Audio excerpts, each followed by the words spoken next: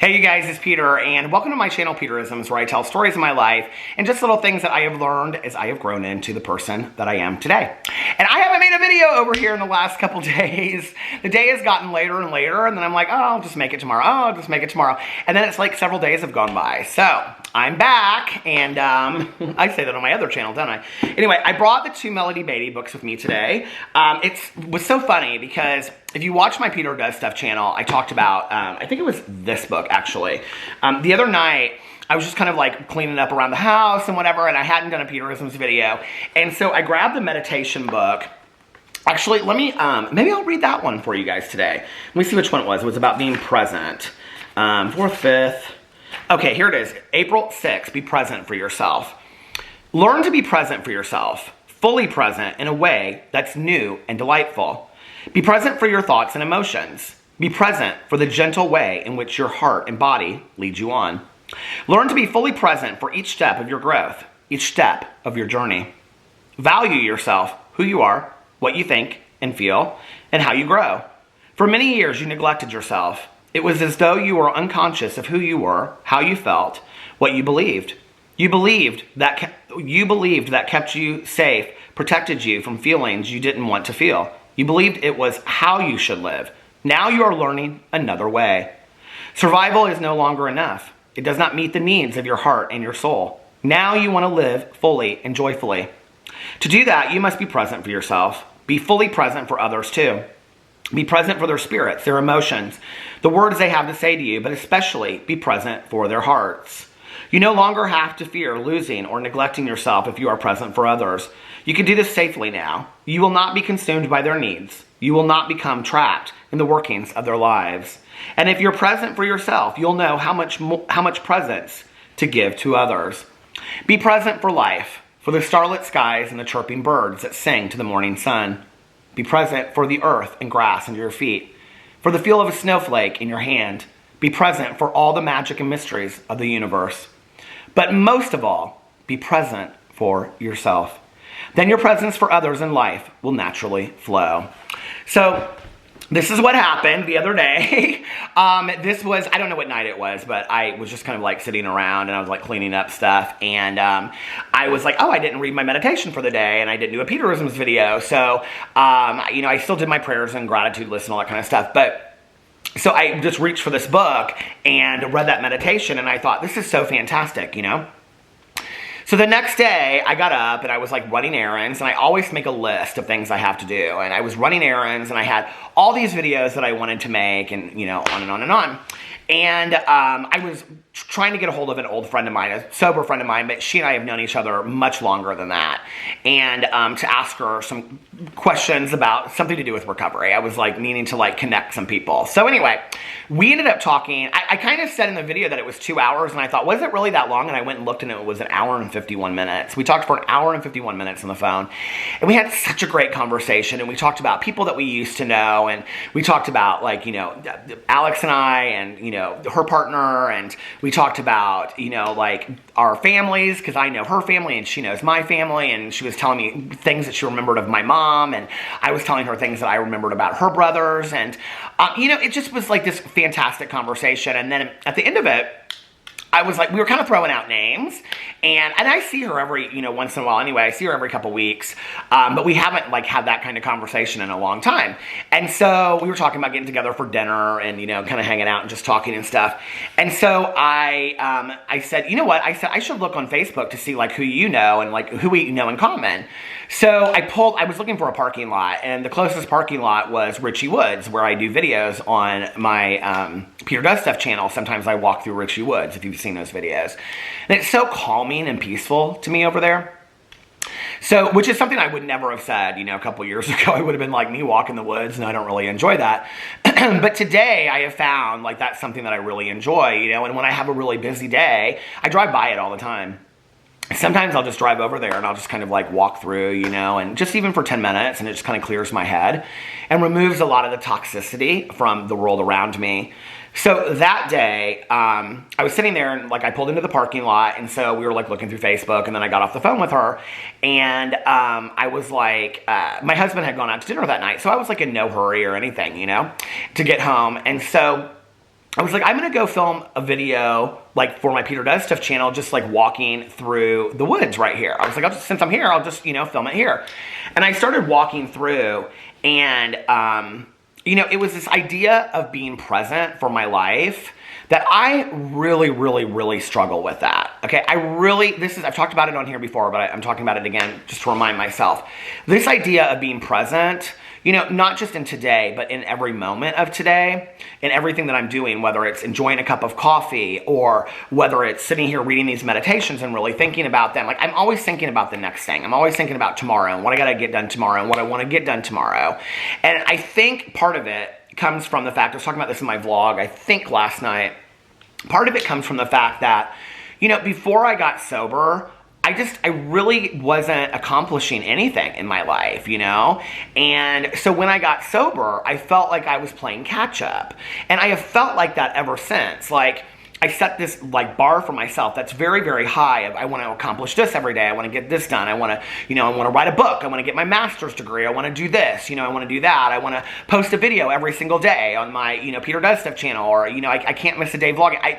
I have this way of thinking, because then to me, I feel very much accomplished. And I find validation for myself in those things. And especially today, when I have the privilege of doing things that I absolutely love to do every single day, like make videos, But that day I had like all these ideas for videos and stuff that I wanted to do. And it was already kind of late in the day already. And so I was like, okay, well, I need to go home. And then I was like, just take a walk in the woods. Just allow yourself to be present with yourself for the moment. And I did, and even though I filmed it, which is kind of like contradictory to what I'm talking about, after I turned off the camera, I kind of like kept on walking around for a little bit and stuff, and it was just, I don't know, it was so peaceful for me. Because I get on Twitter to look up stuff for my drama channel and, all that kind of stuff, and I get on Facebook, and not very often, I just don't love it. I find social media to be enjoyable and toxic at the same time, especially like Twitter. Like, I really struggle with Twitter, Instagram, I enjoy Instagram, I don't really find Instagram to be that toxic. I like it. But even Facebook, it's like, I don't know, like, when you know people and like they'll post something and it's like you kind of know how they talk, and it's like, are they being like sarcastic and cynical, or are they like being serious, or is like this like, are they trying to get at somebody, or what is this, and I don't find it to be pleasant anymore. And so for me to like just turn off social media for a while and just be out in nature or be outside, or, even like for 10 minutes when I take my dogs outside, just to stand out there and just kind of look at the world, it's so nice and it's so peaceful. And so I'm really practicing right now to learn to be present in my life. And, I'm such a believer in, if it ain't broke, don't fix it. And there are things that I have done. And now that we're getting back into warmer weather, like some of my things outside with doing my daily meditations and my prayers and my gratitude list and all that kind of stuff outside every morning is something that I can do again. But, every night before I would go to bed, for a long time, I would do this kind of like, I would wash my face and I would do a hydrating face mask and, a Laneige lip mask and all this kind of stuff, and spray my face with this like kind of like, this glow primer that's not really a primer, makeup primer, but it's just like, to refresh your face, the Dewy Mist from Tatcha. And, then I would go to sleep and I would just like lay there, and I was just like so calm. And that whole like kind of like practice was me being present in the moment. No phone, no music, just being present in the moment, and I find that I struggle so much with that. And so I've kind of like that part of my ritual every night because I just am like, get to bed, go to sleep, How much of life am I missing out on if I'm not learning to be present? I think sometimes, right? If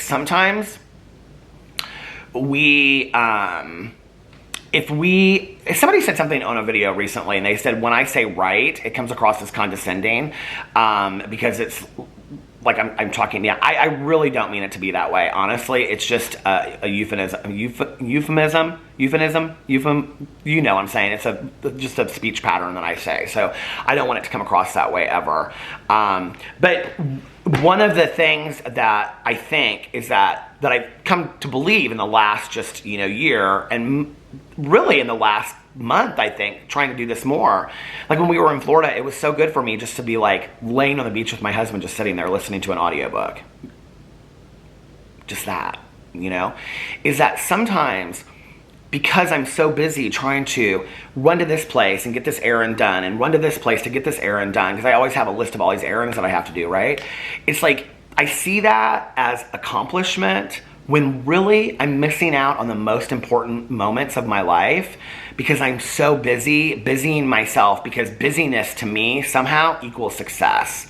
When I think sometimes that just being present and taking in the world is 100 times more successful and more accomplishing something than knocking all these things off my list, you know? And it's hard because I'm somebody that lives by lists. Like if I don't have a list at all, then it's like, oh my God, then I'm doing this. I've got 5 projects going at the same time. So I don't know, it's gonna be a journey for me to continue to learn how to be present. And it's gonna be something that I'm gonna have to do on like a daily basis, you know, where I practice moments of being present throughout the day to where I can just like get to the point where it just comes natural for me. I don't know, does anybody else struggle with that? It's hard, you know, it is really hard.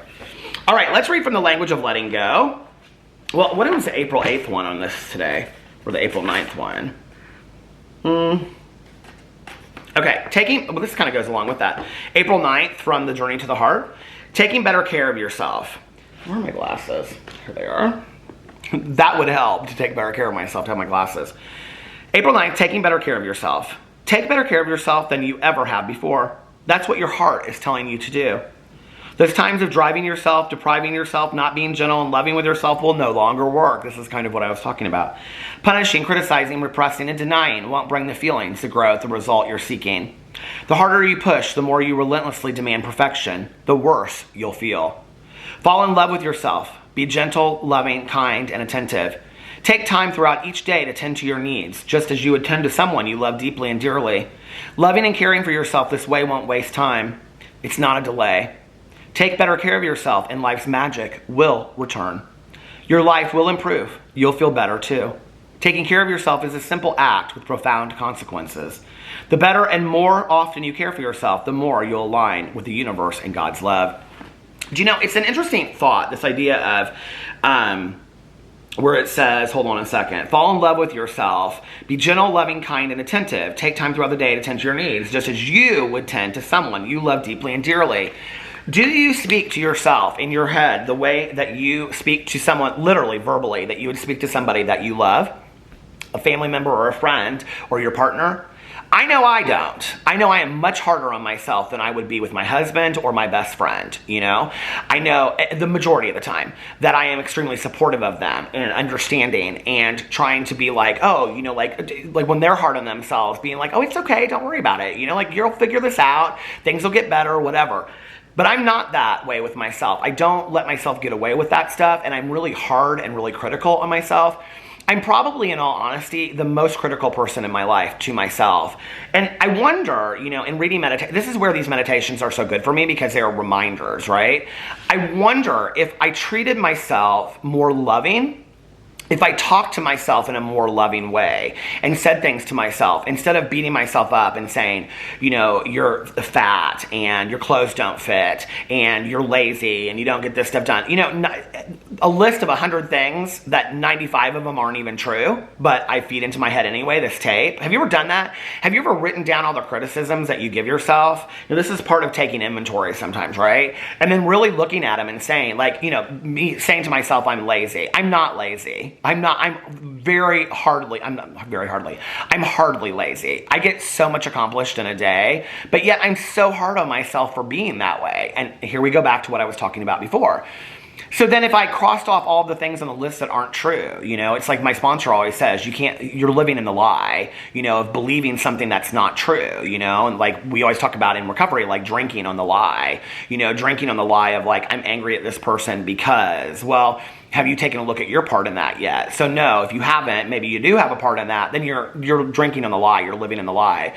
Well, I don't think you have to be a person in recovery to live in the lie and believe things that are not true about yourself. So if you got rid of that tape, okay, and you got rid of those negative things that you're saying to yourselves, or if I got rid of those negative things I was saying to myself and instead said you're beautiful, you're gorgeous, you know, you're just exactly where you're supposed to be in your life today. You know, things are going to get better. Don't beat yourself up so much. You know, the things I would say to my friends and my husband, the things I believe in my heart about them, right? Then would I maybe feel a little bit better? Well, probably. you know, then maybe I would be my number one best cheerleader, you know? I think that we're so critical of ourselves at times, especially those of us that are trying to be better versions of ourselves. It's like we can always be better and be better and be better and be better. But sometimes, you know, like I was talking about in the previous meditation, you got to take moments to just be present and enjoy the progress that you've made. So those are 2 great meditations today. Let me know what you think in the comment section below. I love you guys, and I'll see you tomorrow. Bye.